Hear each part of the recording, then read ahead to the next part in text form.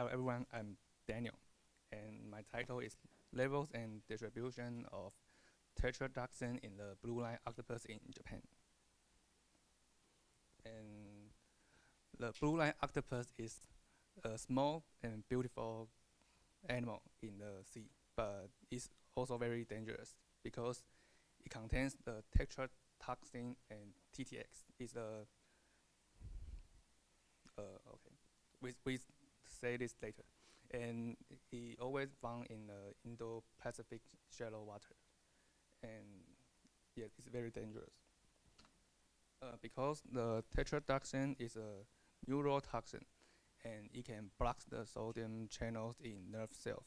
So it cut down your nerves to sending signal to your muscle, and causes paralysis and even can stop your breathing. And it also found on other animals like pufferfish. So in Chinese, we call TTX pufferfish toxin directly. And the scientists have guessed the two functions of this poison. It often parts because they need to eat. So when they hunt, they use beak to bite prey and inject the poison in prey's body and kill them. And defense parts, they store across the skin and mantle to make itself lethal to attacker. So if the fish won't eat octopus, and the fish will die soon. And the purpose is we want to measure TTX level in body. We want to know the amount, TTX amount in every sample. And we study distribution in organs. We want to know which organs has most TTX in, and understand the function to prove the guess is true or false. And we already have a research from Australia, and the Australian octopus data show that high and consistent TTX level. But we are focused on Japanese octopus, and we will compare the data with Australian. And another question is, regional and seasonal will change the TTX level in the octopus body, and how is TTX allocated within body, and the toxin is endogenous or exogenous. Endogenous means octopus produce toxin by itself, and exogenous means it get it from food. Okay, and this is the where we collect the sample. We collect it in 3 areas in Japan. It's Kanto area, Kansai area, and Kyushu area. And we total collect the 13 adults and 3 paralavi. Paralavi means baby octopus, and they are just newly hatched. And we also caught them in different seasons, so we can track temporal fluctuation. And we cut the octopus in 8 parts, such as mouth, this mouth, and salivary gland, and arm, and skin. Okay, and we cut them into small pieces, and we add some acetic acid to dissolve it, and use ultrasonic crushing on ice, make the pieces more smaller. And after that, we heat at 100 degrees for 10 minutes, and use with centrifuge at 13,000 times G for 50 minutes, and we can get a clean liquid and filter it through a filter membrane. And that's our sample. And the last, we put it in the professional machine called LC-MS. It can count the toxin molecules data, and there are a rule. It's the LOD and LOQ. LOD means limit of detection. if the number is below LOD, that the machine cannot detect anything. And LOQ, between LOQ and LOD, this gray part will treat it as 0. LOQ means if the number below the LOQ, then the machine cannot detect it accurately. So the number is, we can use that. And the result is every octopus has TTX, all of them. And of course, the bigger size and they have more TTX in it. And the highest concentration is in the salivary glands, is the blue part here.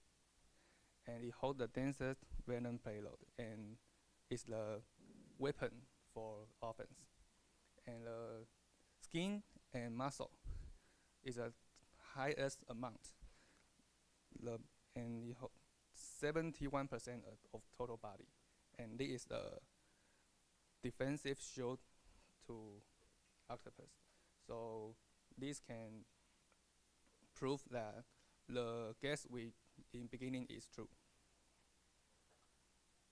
And this picture shows the TTX concentration in the salivary gland and in different location, different season, and sex.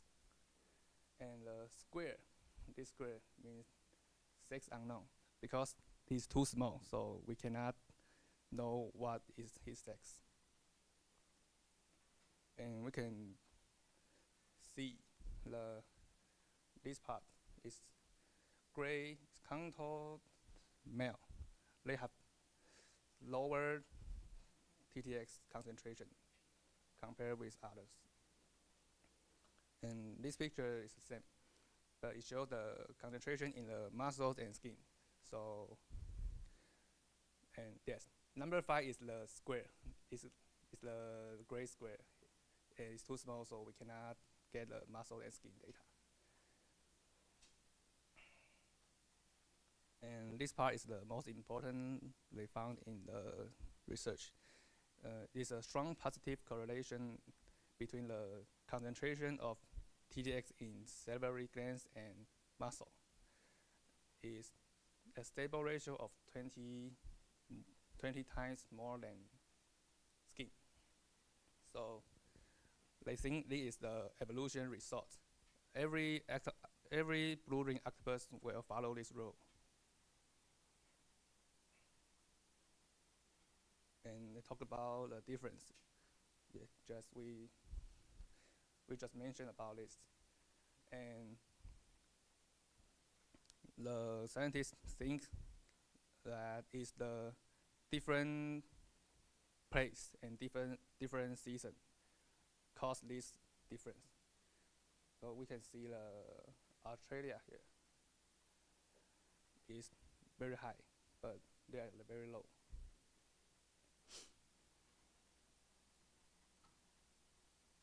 Okay, and let's talk about the exogenous hypothesis.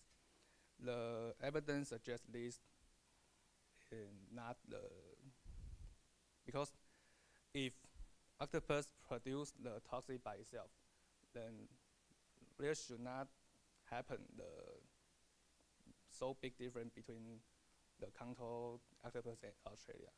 So I think octopus toxin is from what they eat. And another point is the rapid transport. TTX is rarely found in the digestive gland, in the stomach. And so it means if it consumes them and it is quickly transported to the salivary gland. And so we cannot see anything in stomach. And we also find that females collect in winter have higher TTX in their gonads compared to males. So, and also the offspring means baby, they also have TTX. So it means females transport TTX to their egg and ensuring their next generation can defend it by other predator. And this is called maternal investment. And how can the low toxin octopus still survive? There are two skills.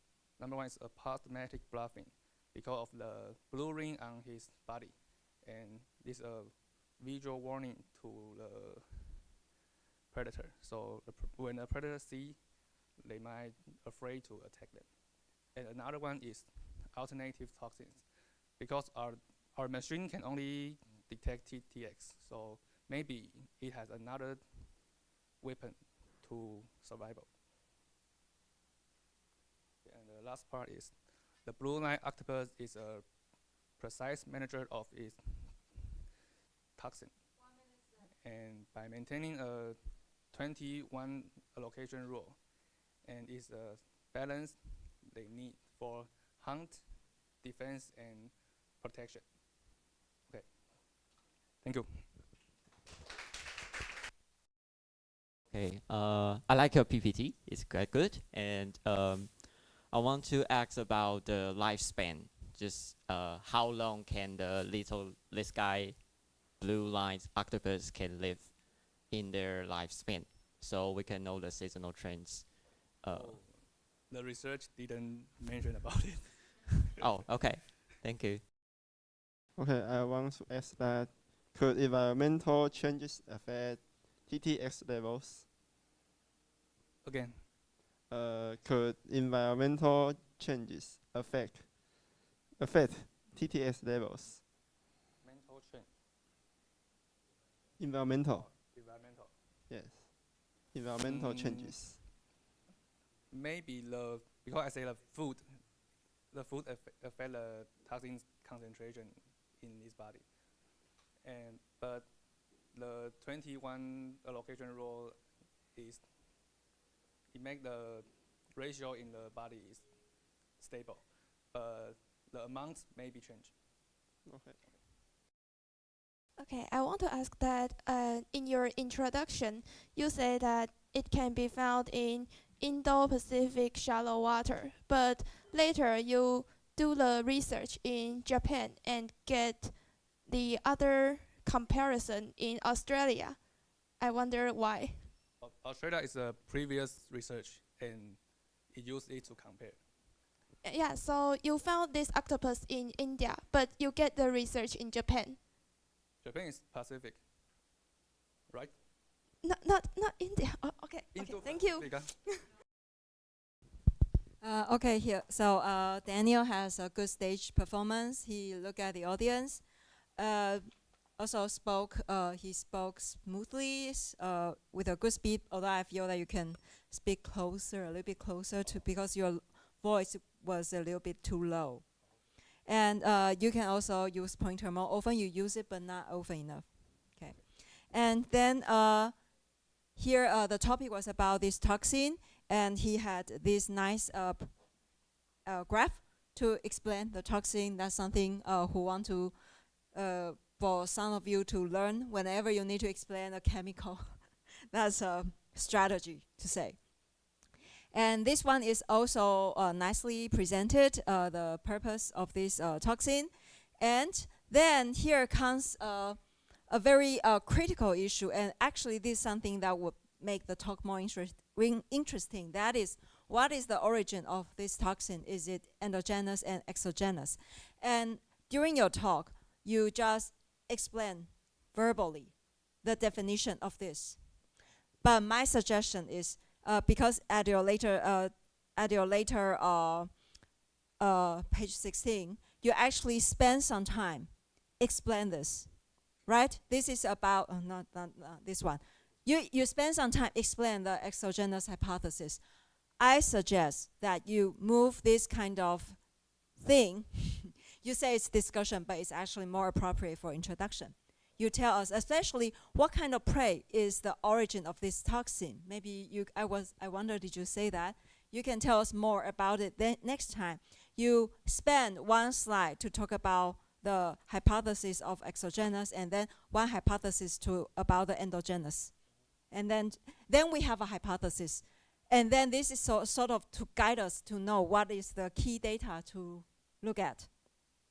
All right, then back to 6, where you have this pronunciation issue is paralarvae. I don't remember how you pronounce. This is nicely presented, and I feel this is a little bit too detailed. Okay, but you can make assessment yourself if you. I asked you to add this hypothesis slide for this endogenous exogenous thing. If you will be over time, you take them, reduce the content here. This is a little bit too detailed. All right. So and now here there is one thing. Here you when you talk about the exogenous hypothesis, you were in your later discussion. You say what should be expected is like we should compare digestive gland versus other body parts, right? So you can say that's something we should pay attention to. Then this will make your presentation of this part more interesting, because then we will know which part we should look at. And you didn't present data. That's something you should do. Yes, you should present data before this kind of graphical summary.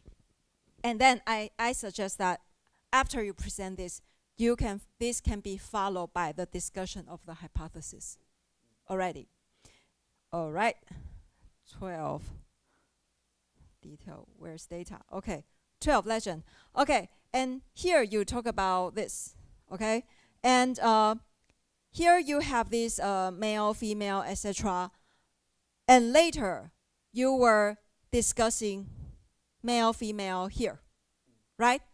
This should come after data right away, because we no longer remember the pattern of your data when you discuss it.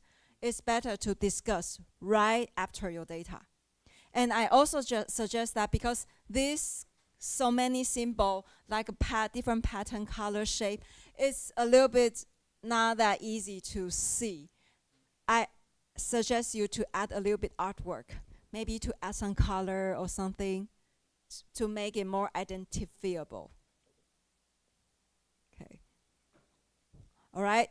And this is okay. And this one is apparently important, yes, but you forgot to introduce the axis. Oh. And next time move it here. You know you have this board here. Move it here. And this is super long. I stopped reading because it's too long. Okay? And so next time condense it. And this is the interesting part. So please discuss right after data to connect your discussion to your data.